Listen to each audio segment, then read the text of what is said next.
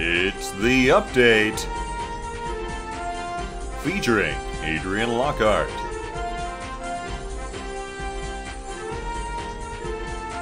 Brooklyn Anderl, Dana Jensen, Tim Kearney, Carly Tinsley, Brittany McIntosh, and Cody Callanan. Good evening, and welcome to the update. I'm Adrian Lockhart. And stepping in for Brooklyn, I'm Carly Tinsley, and we'll be your anchors for tonight. An innovation in skin preservation now allows people to pass on their tattoos after they're deceased. The National Association of the Preservation of Skin Art has made it possible for not only your tattoos to be a permanent fixture in your life, but also allows the generations following you to cherish your lifelong mistake. Your grandchildren can now frame all the names of the woman that you lost because she isn't into guys that ride a razor scooter to work. It's hard to sit down and really get to know someone, but with this new form of storytelling, you can get to know the real grandma, even if it's too late to ask her in person. Has this new outlet for remembrance gone too far? I think so. What's next? Getting a nipple piercing? Hanging a drooping gauged earlobe? Don't even make me consider the possibilities of the reverse Prince Albert piercing. I agree. I mean, my family taxidermied Grandpa, but at least he didn't have any tattoos. This next story just gives me chills of enjoyment. Don't you hate children, Adrian? Well, I sure do. A lady in Tver, Russia, a city near Moscow, destroyed a playground after getting tired of hearing the little rats laughing and playing. She did first appeal to the local district administration. However, after hearing no action was taken, she decided to take things into her own hands. She got a hold of a company that began removing various toys from the playground. When neighbors found out what was happening, they called the police. There's not much word of what happened afterwards, but I'm retiring to Mother Russia, where old ladies can get away with anything. Last week, in the hunting section of an Alabama Walmart, a man stumbled upon what he had thought to be gun lubricant, but was actually the other kind of lube. That's right, Walmart was unknowingly, or perhaps knowingly, pushing sex lubricant as a hunting product. The product was being displayed on the gun counter as a suggested product for hunters everywhere. This begs the question, what are all those macho hunters really doing out in the forest in the early hours of the morning, lying down in a nice comfy pile of leaves next to a peaceful babbling brook? I guess we should just be thankful that the opposite didn't happen, or else we could end up with some pretty interesting 911 calls. We figured it'd go a little something like this. 911, what's your emergency? Oh my god, they mislabeled it. I should have known. What have I done? Miss, please calm down. Can you explain what happened? Well, I was reading this blog about how great prostate stimulation can be. So my boyfriend and I went to Walmart. I thought it was a dildo. I don't understand. Can you be more specific? Do you need an ambulance? We need like 3 ambulances. Now, I thought it was just a prop. I should have noticed the lube smelled like motor oil. Oh god, send help. I have to go. Playboy is making a change that is disturbing society. They are no longer publishing nudity in their magazines. How are the children of America going to see their first boob? Oh yeah, the internet. By logging onto their older stepbrother's account. He spends half his time at his mom's anyway, so he'll never know. Plus, Pop still thinks you were just watching Girls Gone Wild trailers trying to peek over the blur, which you can't, because it's not 3D.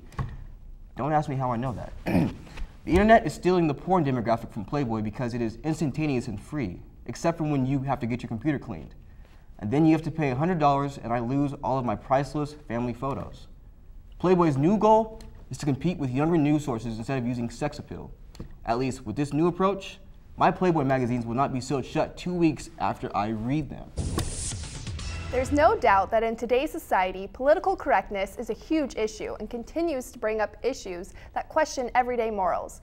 Now, some of these moral questionings should be discussed as it presents the opportunity to share beliefs, religion, ideologies, ideas, and so forth. However, as they say, hasn't the red-headed stepchild been beaten over the bush one too many times? With this in mind, we've added a new segment with Tim. Here's PC Gone Wild. The most recent example of PC extremism is taking place in office kitchens, which are banning pork products such as sausage rolls and ham sandwiches. The interfaith group Coexist House offered these new guidelines in order to respect the religious values of some workers. They say that, and I quote, "Don't put kosher or halal and other special foods next to another food, or, God forbid, on the same plate." Ha! The organization also wants to ban alcohol at corporate events for the same reasons. All I have to ask is what the halal is going on here?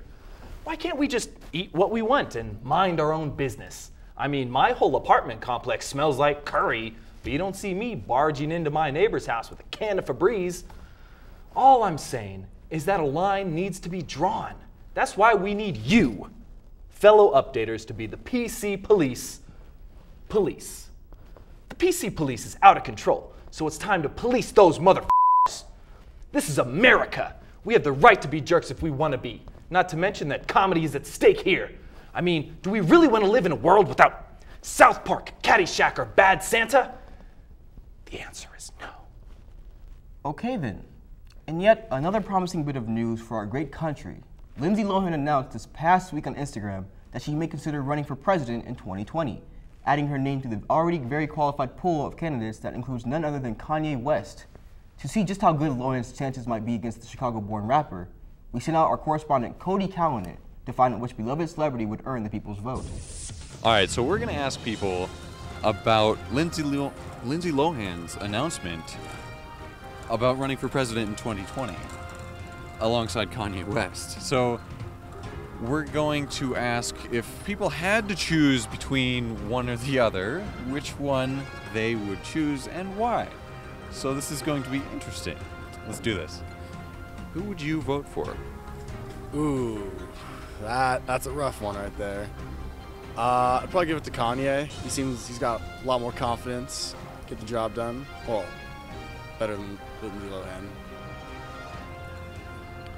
Well, seeing as though we've already had an African-American president, I think it would be deemed appropriate if we had a female president right afterwards. I'm just a fan of Kanye. Bound 2 is amazing, so it's definitely who I want to see for president.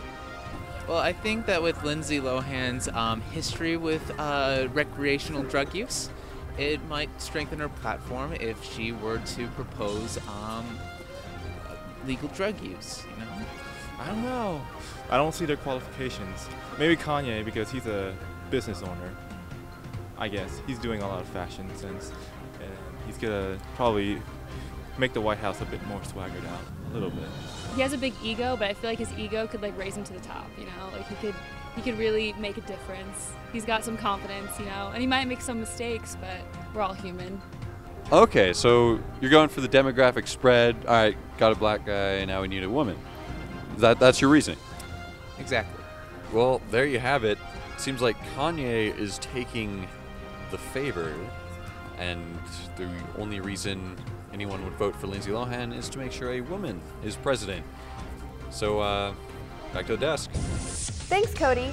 It's a shame that Lindsay Lohan will not be 35 by the time 2020 elections roll around, and therefore ineligible to even run for president. In our next segment, we have a quick rant with Ben Dupay. A new story coming out of Brooklyn, New York has an elementary school in the Dumbo and Vinegar Hill neighborhoods facing an overcrowding problem, so they figured they'd send their students to another nearby school. That sounds like the obvious solution to the overcrowding problem, right? Think again. You see, the overcrowded school is almost entirely made up of white, middle-class, hipster families, and the undercapacity school is mostly black, so the hipsters are mad. Parents from Dumbo insist that they are not racist, they just don't want their kids to go to, and I quote, a school in a ghetto surrounded by poor people. Other quotes include, I've lived here before it was cool, and black schools just aren't as in as they used to be, you know? What's crazy is that the new school benefits from minority programs, so they offer classes like Mandarin, that's Chinese, 3 times a week. And they have their second graders learning how to play the violin. Sounds so horrible. I mean, desegregating schools, that hasn't been hip since the 70s. But here's a little tidbit to keep the hipsters informed. Research has shown that minority students who attend integrated schools perform better academically and earn higher incomes than those who attend segregated schools. This goes for the white kids too. Go to the other school and boom, you perform better, and academically you'll have actually something to write about for your college essay.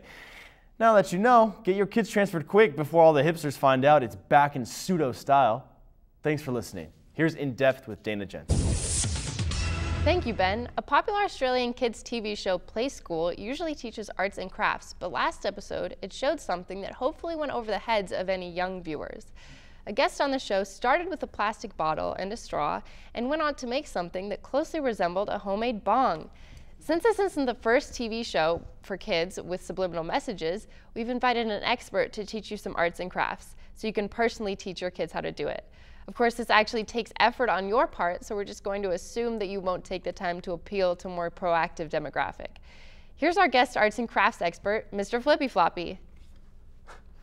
Hey kids, it's me, Mr. Flippy Floppy. Thanks for coming, Mr. Flippy Floppy. No, thank you, Dana. See, kids, that's being polite. Okay then. So, Mr. Flippy Floppy, why would anyone ever teach kids how to make something for drugs?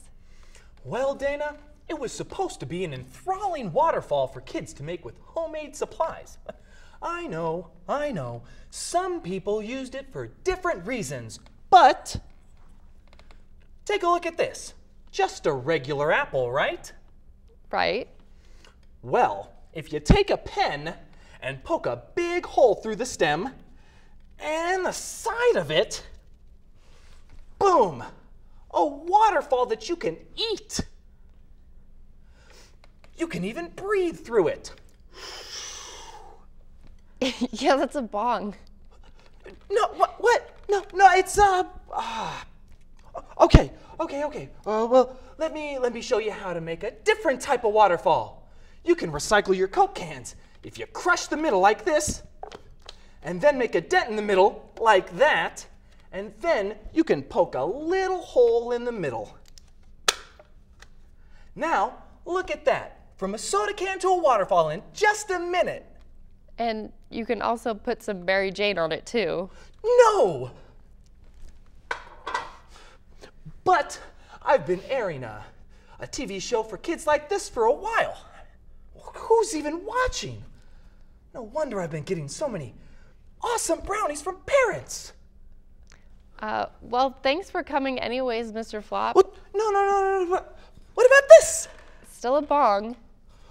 Oh, damn it. Well, tune in next week, kids. I'll show you how to make a butterfly cocoon out of paper and herbs.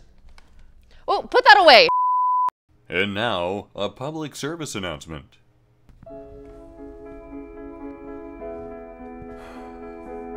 I'm here with you now to talk about the dangers of selfies and how they've gotten out of hand. 2014 was the year of the selfie, and this year we'll be paying for it. So far, 2015 has seen at least 12 people lose their lives while taking a selfie. To put that into perspective, there have been only 8 deaths from shark attacks this year, meaning selfies are more dangerous than sharks. In Russia, they've had to place selfie warning signs in dangerous spots to take selfies. Here in the US, we've had to take action as well. In Colorado, several people were found getting too close to the bears so they could take selfies. And in Yellowstone National Park, rangers have issued warnings after 5 separate incidents of selfie takers being gored by bison. So what started as a great way to show your cleavage to guys has turned into something dangerous, much like the corset of the olden days. The narcissistic duck-faced Instagrammers need our help, and soon. There may not be any of them left for us to protect. So just remember to take care of yourself and your friends. Selfie responsibly. Well, that's all for tonight, everybody. Thanks for watching.